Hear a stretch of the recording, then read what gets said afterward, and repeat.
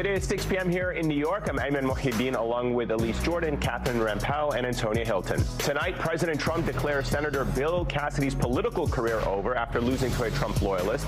But a looming House primary could mark a bigger test of his grip on the party. Plus, Republicans turn their attention to Georgia in the next redistricting battle. Stacey Abrams joins us with a warning as more minority districts face new risks. And the Trump administration has been ordered to bring back a woman it deported to a country that she had never even been to. Also tonight, a new U.S. intelligence report warns of an alleged drone threat from Cuba. Is this a pretext for military action? We're going to ask Cuba's UN ambassador about that and more straight ahead.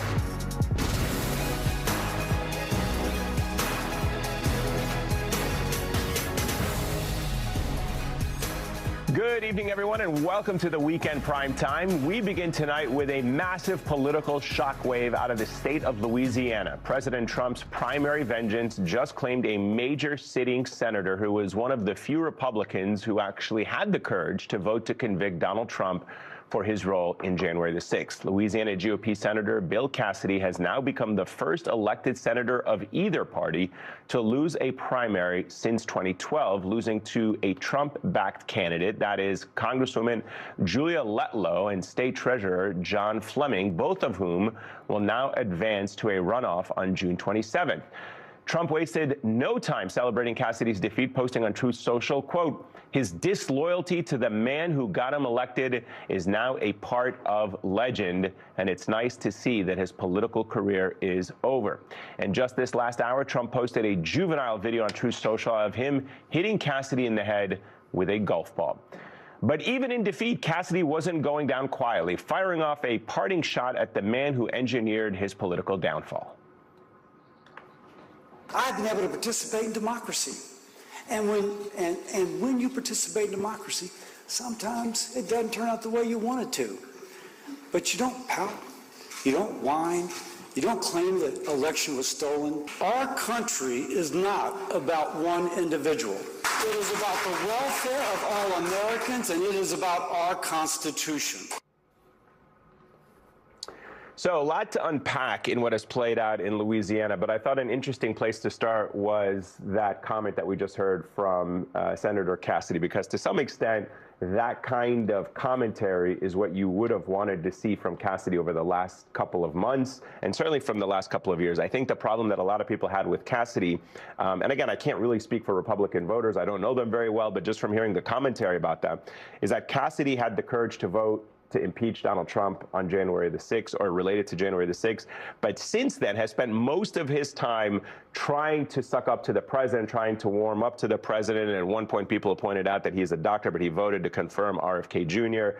And so when the president smelt that there was a little bit of blood in the water around Cassidy and he was being disloyal to him, even though he was trying to kind of suck up to him, the president went for the kill. And I think there's a lot to unpack in terms of how much political power Trump still has in all this. And as I said, the bigger test might be with Massey in Kentucky. But no doubt this is a huge win for President Trump to show that he still has political power within the Republican base. Well, it wasn't that surprising of an outcome that Cassidy didn't make it through this primary. He had been polling in third place for a while. What I am watching is Thomas Massey and what's going to happen in Kentucky, because it really is like the tale of two politicians. You have Cassidy, who did the right thing when it came to January 6th and willing to, vote for Trump's impeachment, but then from there tried to recover and get back into his graces, but never could do it. And he wasn't very authentic about doing it either. He's a doctor. Everyone knew that he did not trust RFK Jr. to be at the head of HHS. Then you have Thomas Massey, who actually has voted with Trump around 90% of the time, but he's been willing to go against him and buck the party on things like the Epstein files. He voted against the big, beautiful bill because of the deficit. He is against the war in Iran. And Trump cannot get the public nature of Thomas Massey's defection out of his head, and now it is the most expensive congressional race in the history of this country. I think one of the things that separates Massey and Cassidy, though, and I'll be interested to see, of course, what unfolds in Kentucky, connected to this is just that Massey has a very particular brand himself as a politician. And as you said, he votes the vast majority of the time with the president, but he also is known as being very outspoken on a number of issues. Of course, the Epstein files and supporting the survivors has been so key to all of that. And so I think in a way, he has some goodwill, whether it's within voters, among voters within his own state, or it's outside of his state as well now as he's taken on a more sort of national stature that Cassidy just never really had. Like, Cassidy didn't have the same, like, political juice to spend. And so when he stepped out of line, then kind of tried to dance back in the lines, and then, as you said, he goes forward and he makes this decision to, despite the fact that he is a doctor who knows better, who understands the value of vaccines, to approve and vote for RFK Jr.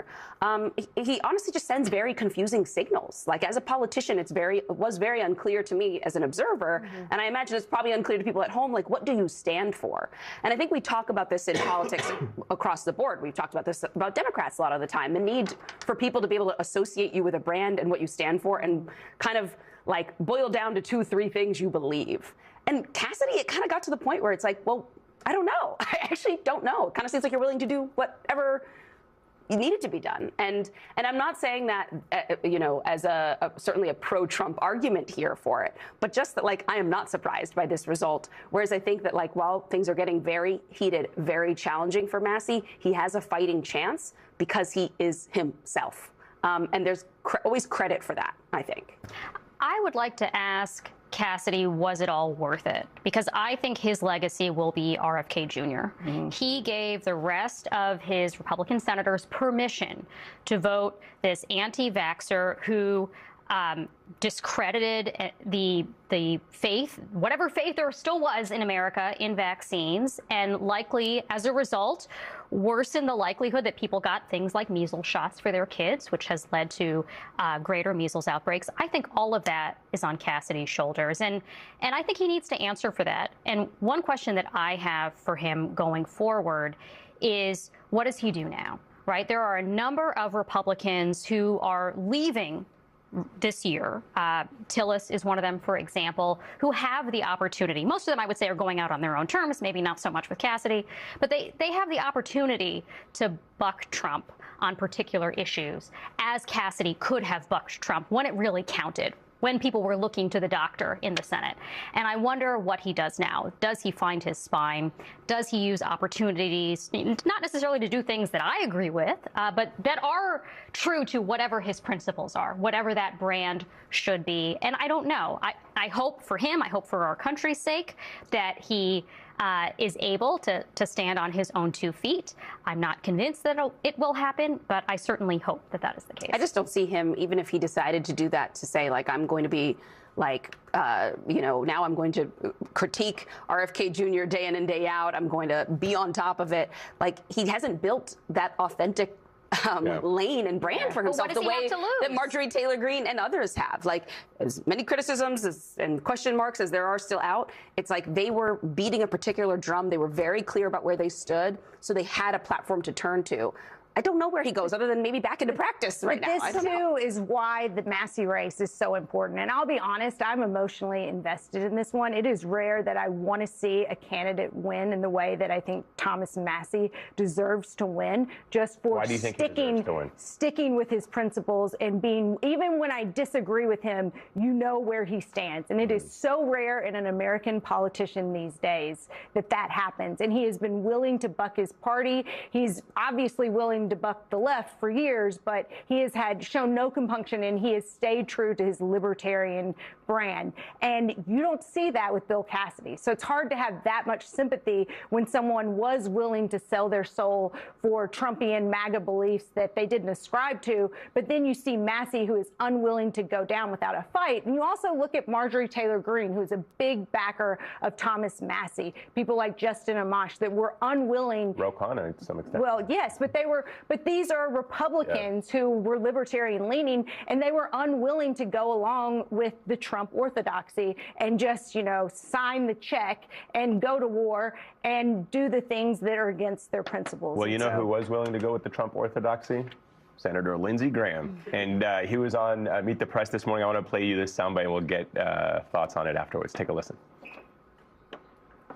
Bill Cassidy's lost because he tried to destroy Trump. Massey's going to lose because he's trying to destroy the agenda. You can disagree with President Trump, but if you try to destroy him, you're going to lose because this is the party of Donald Trump. What does Donald Trump have on Lindsey Graham? What makes him say that? Not just Lindsey Graham, the whole part. I mean, in a way, Lindsey Graham is not lying there. He's not lying. He got his war in Iran finally. He has Trump bombing different countries that he wants to bomb when Trump had run against no new wars. Someone like Massey is trying to call him to account for that. And you have Lindsey Graham who's jumping for joy and is like, let's go capture Carg Island. And I think we could do Iwo Jima. I think we should not let it slide that Lindsey Graham is implicitly saying that any effort to disagree with Trump is an effort to destroy Trump. Yeah. That there is nothing between that black and white. Either you are 100% pro-Trump and everything he stands for, or you are an enemy who is trying to destroy him. That's why I was pointing that out, because this is the party of Donald Trump. It doesn't say this is what Americans want, this is what, you know what I mean? He's saying this is the party of Donald Trump. And I think this is the part I think we probably still have to grapple with, is that Donald Trump has an incredible power hold on the party. What other politician could command the opponent to Cassidy and Tom Massey? And I think we have this, the money spent on GOP races against Cassidy and Massey, $18.6 million against Representative Tom Massey, $11.3 million against Senator Bill Cassidy. That is a lot of money that Donald Trump was able to deploy. It may not be his money, but his allies deployed it on his behalf because he commanded them to do that. And that really goes to show you how much hold he still has over the Republican Party. Well, this was part of the reason why when we were talking to our guests yesterday about sort of what Democrats are going to do now to strategize in the South and try to be competitive in red districts, that I was trying to point out that, like, because of the psychology of what's going on in the Republican Party and the base that Trump still commands, that's going to be a really tall task, because it is not the case right now, frankly, that we have two political parties that are engaged in sort of normal philosophical and political debate, where there is an exchange of ideas and people figure it out. The Democrats are certainly having a whole range of political and philosophical debates right now. But right now in the Republican Party, it's you're with Trump, you're not with Trump. We like you, we don't like you. You go with whatever he says the agenda is right now. A few days ago, it might have been no more forever wars. But when I say it's forever wars, now you like it, and you promise to like it. And that means then that if you are a libertarian or you are a person who has like particular beliefs that you came up with and you sold your constituents and the people you work for on, you're in a really, really, really tough position. Can I also just say what Thomas Massey has gotten this cycle that he hasn't deserved? He's a widower, and Trump has attacked him for getting remarried, for having a life, for moving on. Laura Loomer has been tweeting the most vile attacks against him because she dislikes, we know President Trump has never remarried before. Yes, exactly, or does anything that's untoward. But the vitriol and the nastiness of the ads using language like throuples and ads against Thomas Massey, that the establishment, because this is the establishment, this is the MAGA establishment, and going up against Thomas Massey, and we'll see if the MAGA elites prevail or if the grassroots voters in Kentucky are still being also wonder, like, how strategic any of this actually is, besides the fact that some of it is morally repulsive. The Republican Party is now putting in place candidates who are more closely associated with Trump at a time when Donald Trump's approval ratings are in the toilet, right? Like, they are beyond bad. In addition to that, they're spending tons of money, as you point out, fighting their own people, money that they could have deployed in the general. They could have kept their powder dry. All right, we'll leave it there. And coming up, a major battle is brewing in Georgia over who controls the voting booths. Stacey Abrams is standing by to tell us what the GOP's next redistricting push means for voters in her home state. You're watching the Weekend Primetime on MS Now.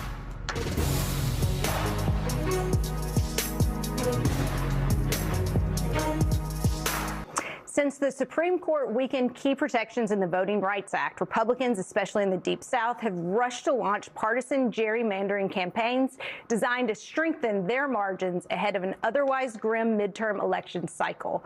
While Georgia's term-limited GOP Governor Brian Kemp rejected a redraw ahead of this November, he's pushing state lawmakers to overhaul Georgia's congressional and legislative maps for 2028, ensuring Georgia joins other southern states on track to erase court-ordered majority black districts before the next presidential election. Note, these new maps will not affect this year's midterm elections in Georgia, with state primaries already underway. Joining us now is Stacey Abrams, founder of the Fair Fight Action organization and host of the Assembly Required podcast. So, Stacey, let's hear your take on how this will impact black voters in your state. And I want to, in particular, get you to respond to, there is a new New York Times analysis of comparing the 2024 map of these southern states to a neutral colorblind map. And their simulation showed in 2024, Democrats won 24 states in the South with that map. And then with a colorblind and party blind map, the Times concluded Democrats would still probably win 23 seats with the Voting Rights Act without the VRA. So do you agree with this Times analysis, or what do you forecast for the state of Georgia and the broader South? First, Lisa, I appreciate the question. I want to start with the use of the term colorblind. There are no colorblind maps in the South. Race is the strongest predictor of political leanings. And so the facial notion that we're not looking at race when we're talking about partisanship is just disingenuous and wrong. And I know that's not what you intended, but that's the way they use that language. The responsibility is for communities of interest to have the ability to elect leadership that reflect their needs. It doesn't guarantee them success, but it guarantees them a voice. And any maps that are drawn that diminish black voter participation, brown voter participation, that inherently diminishes the ability of these communities to have a voice in our democracy. And that is by itself a dangerous thing. That said, we have to look not only at the congressional maps, we also have to look at state legislative maps. And that's really the analysis that is the most important in this dynamic, because those state legislative maps that get drawn post 2030 2030 census can lock in political power based on race for another decade. And that is basically a generational change. And so while it may be true that the density of communities of color in the South may not be directly impacted across the board, we have to recognize, one, those communities will lose their voice, and two, the new maps drawn by newly elected state legislators will not reflect the needs, values, or ambitions of those communities, and that's dangerous for America.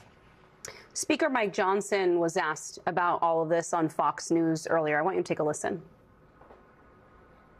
What is your message to black Americans, black voters, about this redistricting? The Supreme Court issued a long-awaited opinion, and I think it was long overdue, and they stated the obvious, that drawing congressional lines must be fair. You cannot draw lines on the basis of race, and that's what was done in Louisiana. So they declared it to be an unconstitutional gerrymander, and it was. This brings back fairness and certainty to the system. What do you think he means, Stacey, when he says it brings back fairness and certainty to the system?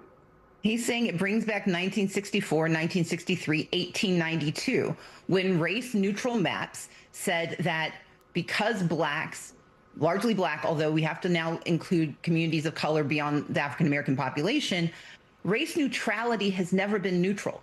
The race-neutral laws that were in place prior to the Voting Rights Act said that you could have poll taxes and literacy tests and maps that diminished participation, but they were race neutral. They were just designed based on what races did.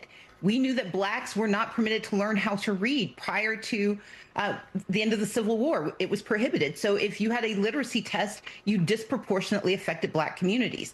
We know that poverty was more prevalent among communities of color. And so when you had poll taxes, it was black families that couldn't afford to vote. And then just in case we missed it, you had the grandfather clause. It said all of these rules are race neutral, but if your grandfather could vote before the Civil War, they don't apply to you. Mike Johnson is from the South. He's from Louisiana. He absolutely knows that this is bollocks, that this is hogwash. They are very clear that race and partisanship sit side by side in the South. 60% of Black people in America live in the South. It is an impossibility to draw these lines without drawing race into the conversation. But we also know this is true because these are states that used at-large voting intentionally to diminish Black participation. They said, fine, you live near each other like everyone else. We're going to make sure that you can't ever band together to have enough people to overwhelm the numbers. That's the race neutrality we had before 1965. That's the remarkably racist behavior that was vitiated by the Voting Rights Act, by Section 2, and now it is back. And so what he is celebrating is the return of Jim Crow to the South, and that is a terrible thing for America. Stacey, could you talk a little bit about how this ruling will affect Black representation, not only at the federal level, but at the state level? I'm thinking state lawmakers, county commissions, city councils. To what extent will this ruling affect representation and the representation, particularly of voters of color, at the levels below the federal level? Absolutely. And that's why I think this is such an important conversation to have at this moment. In a competitive authoritarian nation, which is what America is now, democracy is about ensuring that we have shared power and shared voices. It does not guarantee you victory, but it guarantees you access. Authoritarianism, especially competitive authoritarianism, attempts to diminish your ability to use those same democratic institutions to your benefit. With these new maps, we know that analysis by Fair Fight and Black Voters Matter show that we could lose 19 to 20 congressional seats, but we could lose up to 191 state legislative seats. And in the South, those state legislators draw city council districts, county commission districts, school board districts, and they draw state legislative lines. And so if you want to know if your child is going to have fair and equitable access to education, that will be diminished if your families can't participate in elections and elect leaders who value your education. If you want health care in the South, it's the state legislature that decides whether you have access. All of the things that disproportionately harm communities of color will now be decided by people who disproportionately dislike and vote against the needs of people of color. But what we have to remember, and this is why I started the 10 Steps campaign, this is a national fight. It may start in the South, but it has national implications.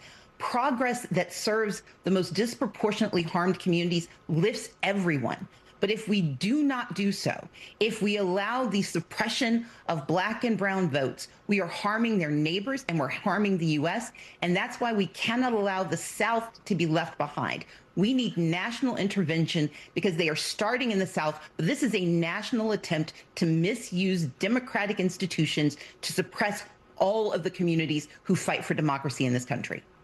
Stacey, you've given us a very grim diagnosis of the situation and what's at stake. Let's try to end on a positive note, perhaps, and tell us what's the way forward. How do we fight this? What is the national intervention that you're talking about look like? What can people across your state, the South, the nation do to prevent this hostile takeover? Thank you.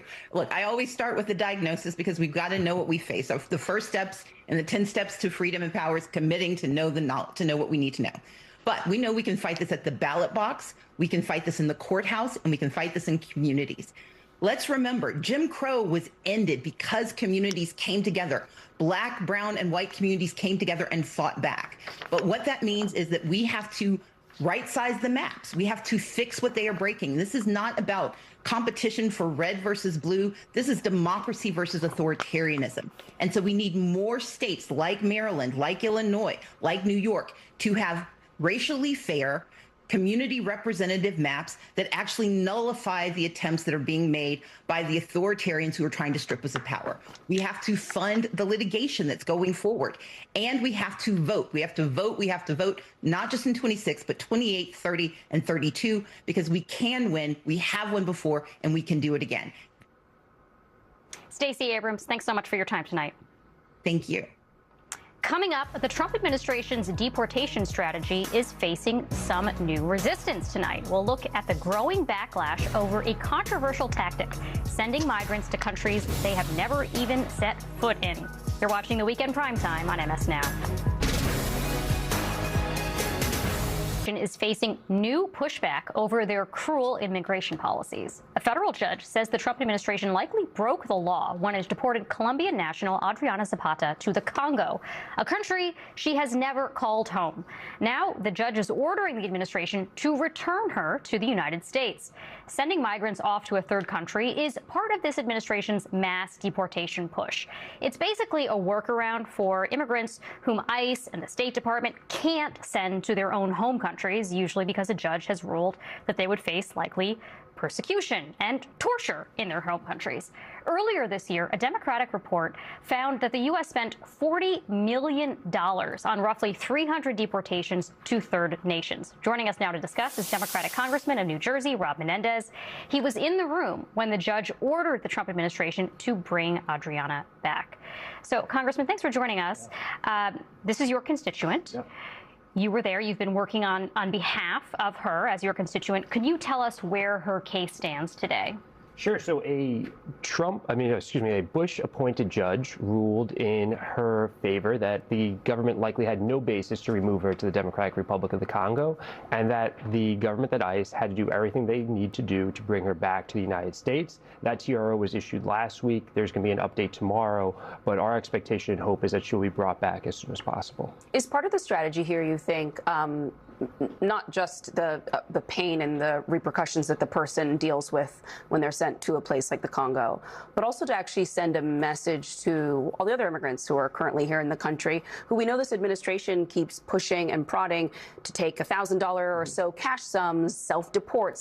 There's been a huge emphasis on this, and a massive percentage of the actual deportations in this administration, they've been successful in that, and actually getting people to feel so afraid of the conditions in the United States, so unwilling to try to make their asylum claim or case here, that they do just take themselves home. So do you think, in a way, examples like hers are meant to send a message to people who might not even be on their radar that before something like this happens to me, I should just go? Yeah, I think there's two parts to it. One is to test the limits of what the American people will find to be acceptable, and that's why we keep raising Adriana's case, because it's so important that people understand it and pierce the narrative that's come out of this administration about them targeting the worst of the worst. And yes, I think everything this administration is doing is trying to demoralize people who are here, who have a legal case or protected status, to make a decision to leave the country and return to their country of origin or to another country. I see that every time I'm at Delaney Hall in Newark, New Jersey, where the conditions there are inhumane, and what I believe they're trying to do is to break people so they sign a voluntary departure. And they're making it even harder for you and others, and I guess there's no doubt that ICE particularly does not want members of Congress to have any kind of oversight in this process. So how do you fight back? I mean, ICE has put new restrictions on lawmakers visiting detention centers. I believe you have to now identify specific detainees by name at least 2 business days in advance of visiting a detention facility. But correct me if I'm wrong. I mean, what are they trying to do to restrict your ability to have oversight? They're going to try everything. I mean, and the American people have to ask themselves, why does this administration want to prevent transparency into what they are doing on the taxpayers' dime? And the reality is that if people saw what's happening in Delaney Hall, what's happening to Adriana, they would say this is not what we signed up for. That the president had campaigned on the worst of the worst, and he was going to get criminals off our street, and a lot of people signed up for that. That's not what's happening. You have fathers, mothers, a pastor. You have someone who has protected status against torture, right, who's being removed to the Democratic Republic of the Congo. The more that people hear about this, the more that people see what's happening in all of our communities, they will begin, I believe, to push back against this administration if they haven't already, and that's what the administration is so nervous about.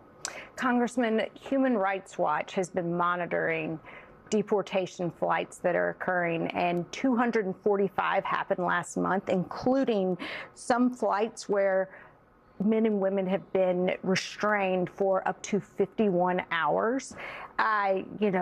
This seems like torture. It reminds you of the horrible history that we have all studied and read, during World War II, and trains and the inhumane, horrific treatment. How is it that the government is getting away with using our tax dollars to behave in this way. And they're trying to hide it. So we actually just led a letter with Congresswoman Crock and Congresswoman Ramirez to the FAA, because the FAA has jurisdiction over all aviation in our country, including these flights that ICE is subcontracting out. They're trying to limit the public information, and they're also doing things like the wrap that they're putting on these individuals, which just cannot be a safe a thing that you can accept to happen if there was a potential crash. How would these people get off the plane? In addition to it being torture to have someone in that condition for over 50 hours. These things need to continue to come to light, because I don't believe this is who we are as a country. And so the more that we can pierce through what this administration is doing, whether it's on flights, whether it's removing people to places like the DRC or what's happening at Delaney Hall, we have to continue to shed light on it, despite how hard they're going to push against us doing so.